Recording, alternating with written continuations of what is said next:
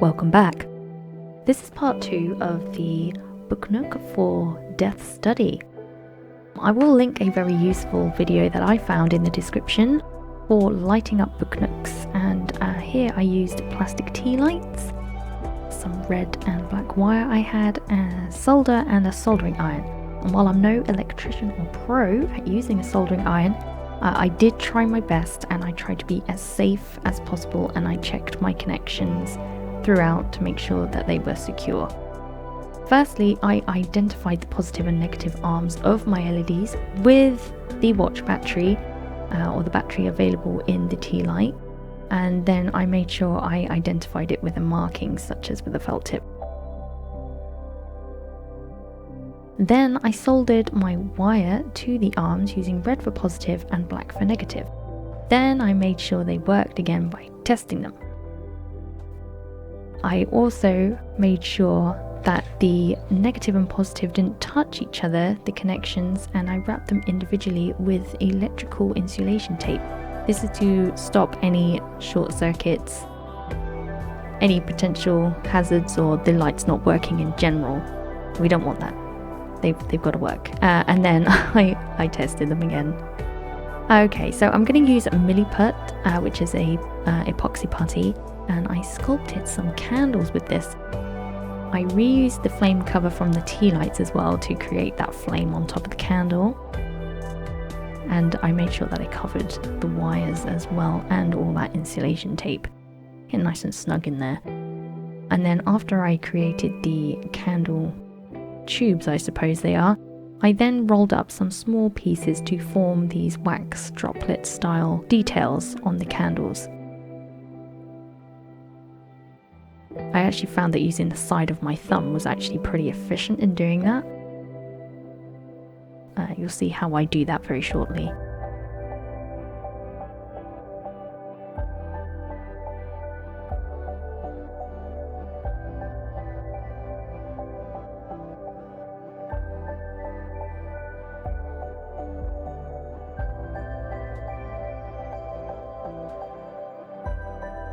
Yes, you want the droplet to be larger at the bottom.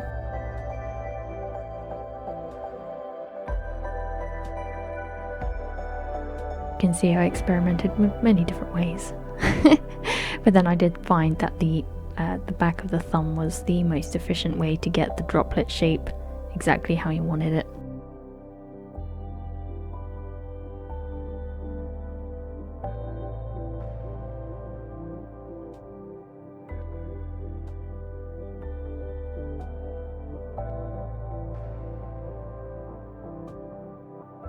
I do find that I prefer to use milliput anyway for sculpting because it's no bake, it air dries, whereas obviously you couldn't use a polymer clay necessarily for these because you wouldn't be able to put them in the oven, well, without the plastic melting and without destroying possibly the wiring or anything else that you had here. I found that this was the best material. It's pretty easy to get hold of, you can get it from hobby shops.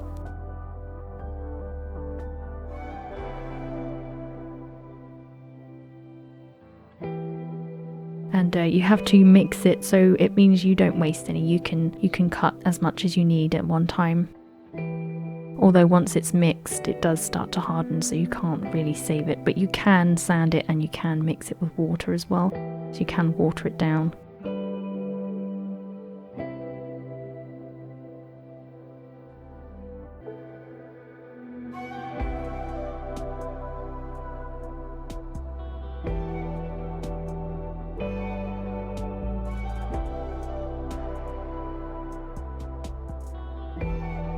And yeah, so there we go. Oh, look at that, isn't that nice?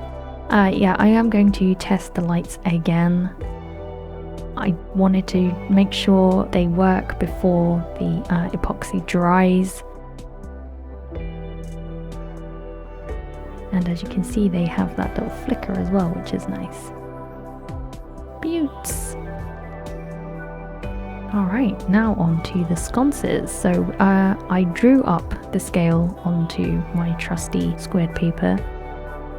They're just over a centimetre. I think they're a centimetre 1.2 centimeters wide, something like that.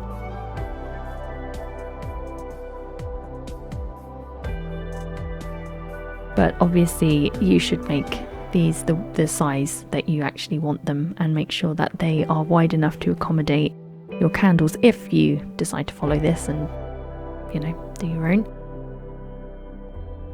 But yeah, I used a 1.5mm thick basswood. I had some scraps left over from some other craft projects.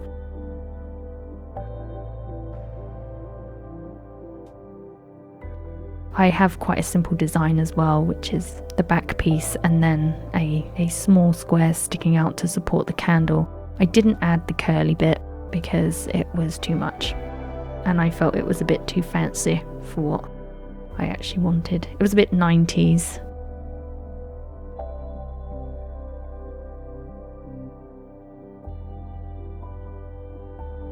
When I constructed these, I also, when the glue was dry, I drilled through holes through and down into the back of the sconce so I could thread through the wiring.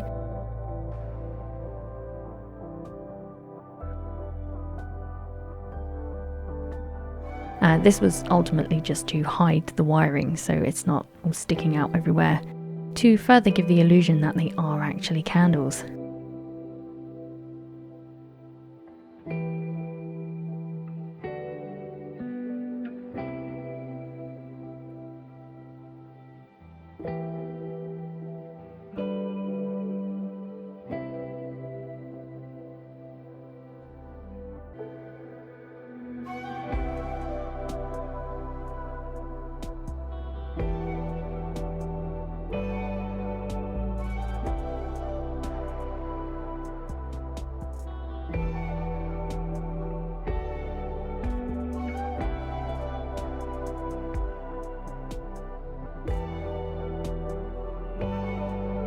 Right, now we get to see some of my handiwork here. Here you see the hole goes from the top and then through the back underneath. So firstly I primed the candles with gesso, then when that was dry I added some white acrylic, and then when that was dry I used a very diluted dark brown wash over and wiped it off. I did that a couple of times just to give a really aged effect. I didn't want them to be really stark, bright white. I wanted them to kind of blend in a little bit. There will be a close-up of the candles as well when I have finished painting them and it's all dry and everything looks beautiful.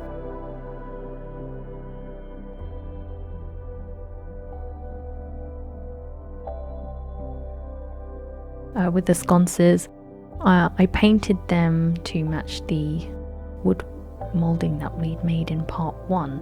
So if you haven't checked out part 1, please do go back and have a look, and you will see the kind of colours that I used to create the wood effect in there. I wanted these sconces to look really old. I think I may have even sanded the edges slightly round to give that worn effect. And then I went over with a couple of different shades with a sponge as well, dragging the colour over to give them a really aged look. I want them to look like they've been there for decades.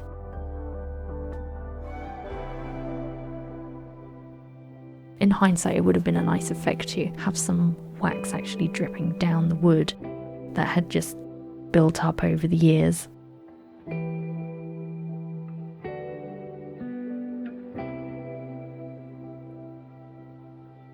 And so when they were dry, I again used my trusty clear dry glue and attached the candles onto the sconces. I threaded through the wires first, so the wire goes down and then out the back, so you cannot see it. And those wires will be hidden as well within the nook.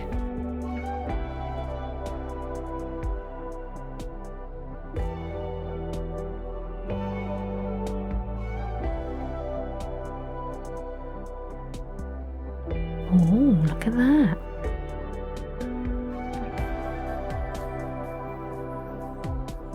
Oh, and look at that one too. Alright, the hourglasses. Now this was the bane of my existence. I made this bookshelf offline, off cam. If you want to see a tutorial for this, please do let me know in the comments. It's made of cardboard, and I used the same technique to create the window leading as we did in part 1. These books as well, I will also be making a separate tutorial for books and scrolls. And so here's one I did earlier. I added some hourglasses and a couple of trinkets into the bookshelf. Using acrylic rods to create the hourglasses. You can do this by hand. I chose to use a Dremel on a slow speed to avoid melting the acrylic. I found it was easier to mark where my hourglasses were on the rod. The middle part first, the end where to cut, and then the middle of the next, and so on and so forth. What you need to do is file away just the middle piece and then cut on the line that you have marked for the end or the beginning of the next one. I hope that makes sense. They end up looking like little crackers, like Christmas crackers down the down the rod. Make sure that they are the right size for your bookshelf. It is time consuming, but they do look really good. You can use sandpaper as well, just to neaten off any edges. And as I say, this can be done fully by hand with a file. I did about 6 by hand until I decided that I couldn't do anymore. So here we are, here they are, look at that. Wow. So cute. And as you can see, you don't really get many out of a rod, so we're going to make some more. But how cute are they? Let's make some more. 6 hours later. Oh! Look at those. So I created a variety of sizes to represent the different lifespans of all the creatures that Death would be responsible for looking after. Yeah, hopefully they look like hourglasses or sand timers, however you want to call them. The rest of the trinkets in the top part of the bookshelf, and now I'm going to start assembling the hourglasses. Here I'm using a variety of buttons and broken jewellery pieces, tiny coins. Oh, look at that. See, it's very effective. One top and bottom glued on with a strong clear drying glue. Yeah, I think it's a really great effect.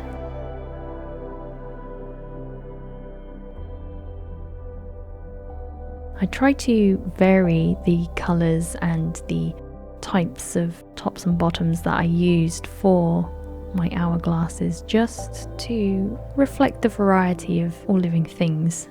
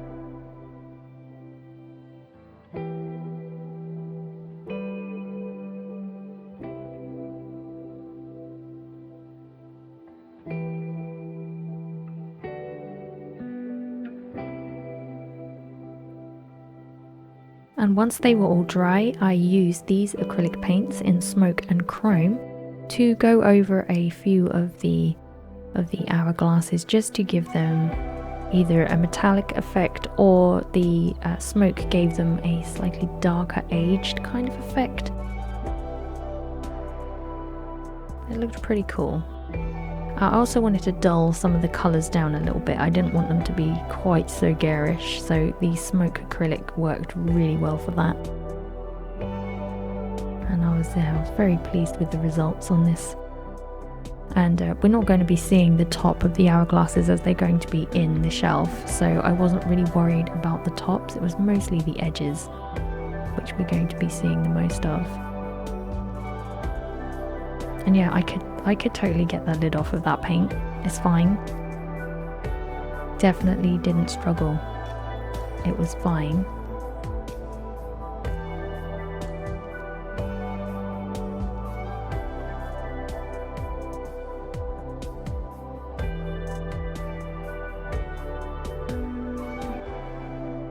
You may notice that the hourglasses are in rows, and these are to help me identify which hourglasses are going on which shelf. It just made it a hell of a lot easier. So when I'm gluing them in here as well, I'm gluing them in not exactly in a straight line. I'm trying to vary the colours as I glue them in to not create a very disheveled look, but so it's not quite so uniform.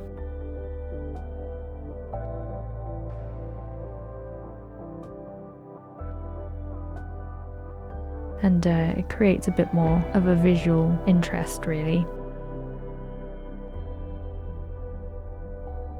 So once again, using my super duper amazing clear dry glue. It's wood glue, but it's my favoritist. It's my favorite. I do love it though. It just works for everything. It's amazing, brilliant.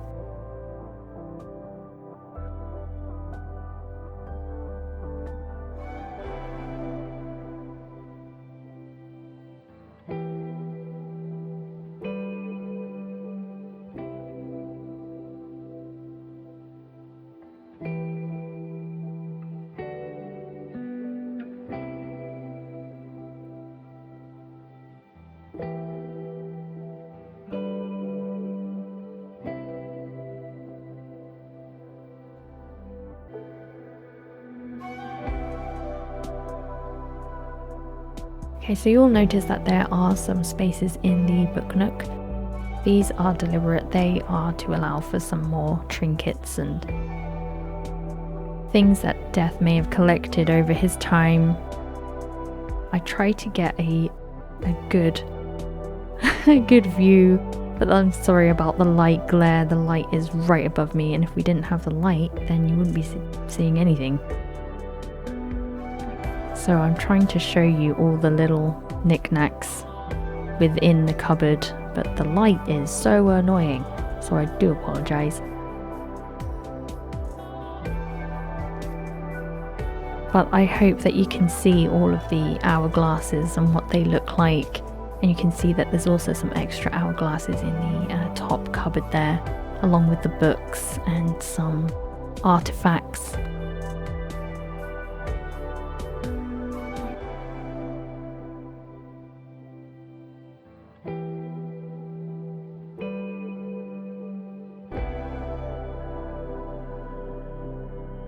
The next stage, I did some dry brush painting with a very ghostly violet colour. There was a reason for this. I wanted this to look very ghosty.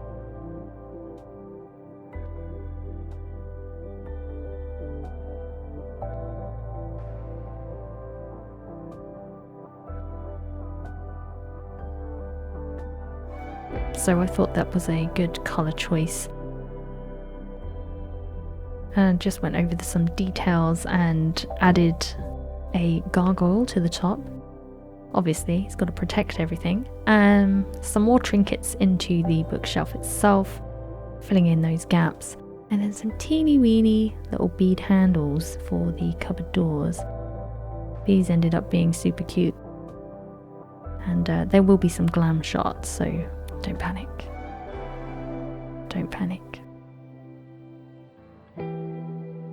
But overall, I'm really pleased how this came out, and as you can see, there's some extra bits in here, including some extra hourglasses I made from beads. So thank you so much for watching part 2. Part 3 is coming shortly, and I'll see you there. Please like and subscribe. Thank you. Bye bye.